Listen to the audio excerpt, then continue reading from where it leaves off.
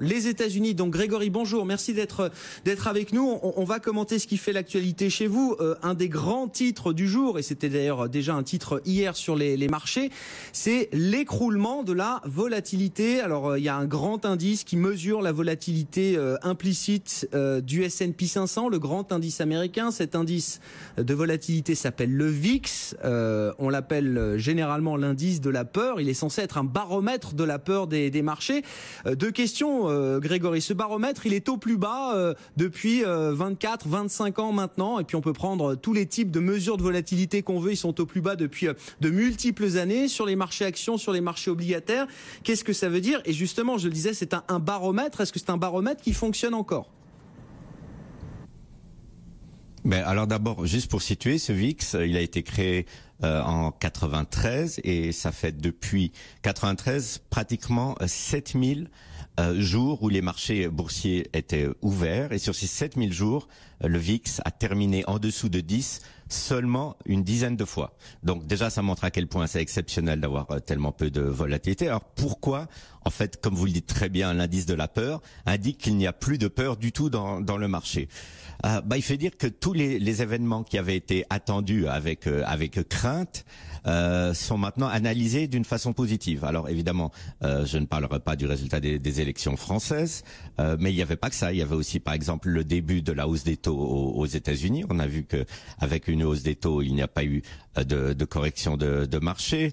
Il y avait la baisse de la croissance en Chine. On voit que même si la croissance a baissé en Chine, elle se maintient à des niveaux suffisants pour que le marché n'en souffre pas. Il y avait les alternoiements du cours du pétrole. On a vu que même avec la baisse assez forte ces derniers temps, ça n'inquiète pas de nouveau les marchés. Donc on est dans un état, je dirais, en étant peut-être un peu dur, de béatitude. Tout va bien et il faut être assez raisonnable. C'est quand on a cet état d'esprit comme investisseur qu'on commence à prendre trop de risques. Et je dirais que la bonne analyse à faire, c'est que si le VIX reste à ces niveaux-là, si la peur a totalement disparu des marchés, ça va amener les investisseurs à prendre des positions trop agressives et trop risquées en pensant que tout va aller bien. Et c'est comme ça qu'on va arriver à avoir un accident sur les marchés. Ça ne veut pas dire que ça va arriver demain, mais le fait que le VIX reste à ces niveaux-là est un facteur de risque, je dirais, et moi, me fait beaucoup plus peur que si le VIX était très élevé.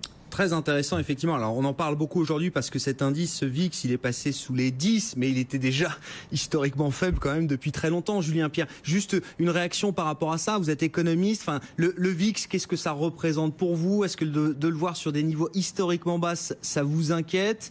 Est-ce que oui, il y a une grande complaisance aujourd'hui du marché? Alors, dans sa globalité, on peut prendre après géographie par géographie, secteur par secteur, mais est-ce que de manière générale, les marchés sont au plus haut, la volatilité est au plus bas? Est-ce que ça correspond à ce que vous observez en tant que directeur des études économiques de Lazard Frères? Alors, premièrement, je pense qu'il faut toujours être prudent. Le VIX, c'est un prix de marché. C'est le prix auquel les gens sont prêts à acheter des options à 30 jours pour se protéger contre donc des mouvements de marché dans les prochaines semaines.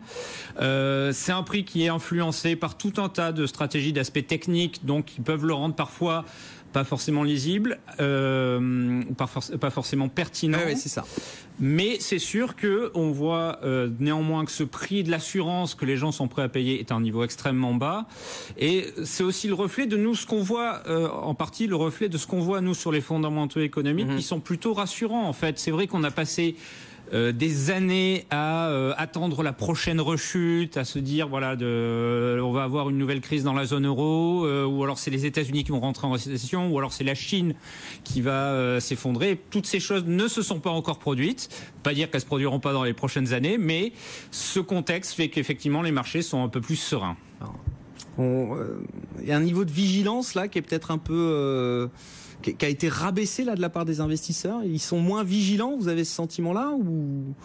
Je ne sais pas, à mon avis, les marchés sont encore toujours très vigilants. Lorsqu'on regarde les flux, on voit qu'on n'a quand même pas eu de flux massifs, notamment vers les actions de la zone euro. Depuis le début de 2017, on ne fait que rattraper une partie des sorties qu'on a pu observer en 2016. Donc, il n'y a pas eu d'engouement massif pour les actifs, notamment de la zone euro. On a simplement un contexte qui est un peu plus favorable. Des risques, effectivement, comme ça a été dit, que tout le monde attendait, qui ne se sont pas matérialisés. et une dynamique économique et une dynamique de résultats des entreprises qui est là. On va y revenir, et notamment la dynamique et les fondamentaux de la zone euro, puisque tout le monde nous dit maintenant que le risque français a été écarté, le risque politique a été écarté. Oui, il y a encore des sujets politiques, mais maintenant c'est retour aux fondamentaux. Grégory, juste encore quelques mots avec vous. Alors d'ailleurs, parmi les enquêtes du jour, il y a une enquête qu'on suit peut-être un peu moins chez nous en Europe, mais qui, je crois, est quand même très suivie à Wall Street. C'est l'enquête de sentiment, de morale des patrons de PME.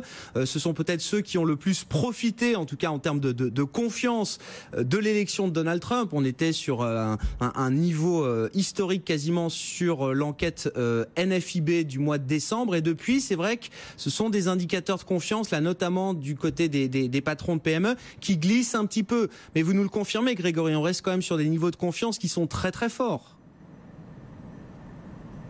Non, on reste sur des niveaux de confiance très élevés et je dirais même, on reste pour des bonnes raisons sur ces niveaux de confiance, parce que c'est pas des niveaux où il y a que de l'espoir. Évidemment qu'il y a toujours l'espoir de baisse d'impôts, mais il faut dire que pour les entreprises américaines, ce premier trimestre, qu'est-ce qu'il a vu?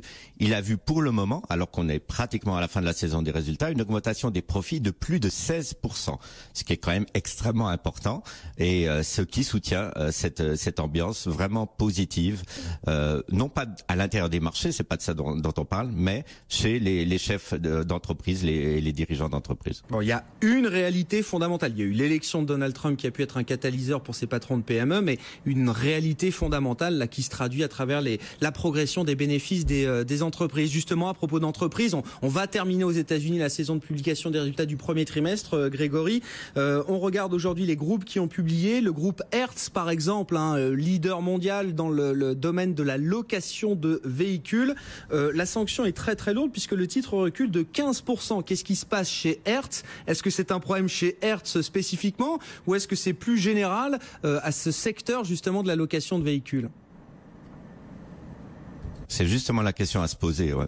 C'est peut-être je dirais, non pas le début de la fin, ça serait peut-être trop fort le dire, mais c'est peut-être le début d'une nouvelle direction pour ce secteur, tout simplement, que les gens louent moins de voitures, utilisent de plus en plus des transports tels que Uber ou Lyft.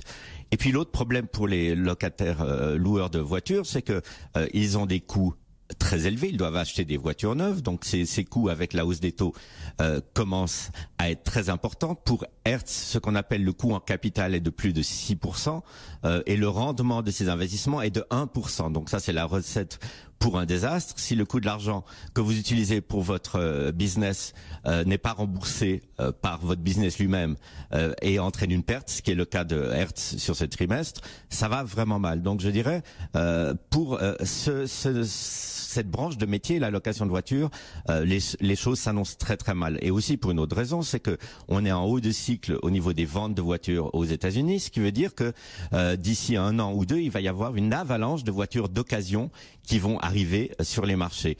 Et il faut pas oublier que quand vous êtes un loueur de voitures, vous achetez une voiture neuve, mais au bout de 2 ans, vous devez la revendre. Vous pouvez pas continuer à louer des voitures qui ont 2 ou 3 ans. Ça devient des voitures d'occasion. Les prix des voitures d'occasion vont baisser. Et ça aussi, c'est une dynamique extrêmement négative pour le secteur de la location de voitures. Des enjeux fondamentaux, donc des défis fondamentaux pour ce secteur. Et Hertz, en plus, voilà, donc qui a vu sa perte trimestrielle s'accroître. La sanction est très très lourde. Et dans ce secteur, nous on a Europcar coté à Paris, bien sûr, alors qui fait face aux mêmes défis fondamentaux et aux mêmes défis d'avenir que son concurrent Hertz, mais en tout cas sur la publication d'Europcar qui a livré également ses chiffres et ses résultats du premier trimestre, ça se passe mieux. On va dire que l'accueil est quand même plus favorable avec une progression de l'ordre de 0,5%. Merci beaucoup Grégory, merci d'avoir été en duplex avec nous chaque après-midi depuis New York. Le président de Mescard Financial Services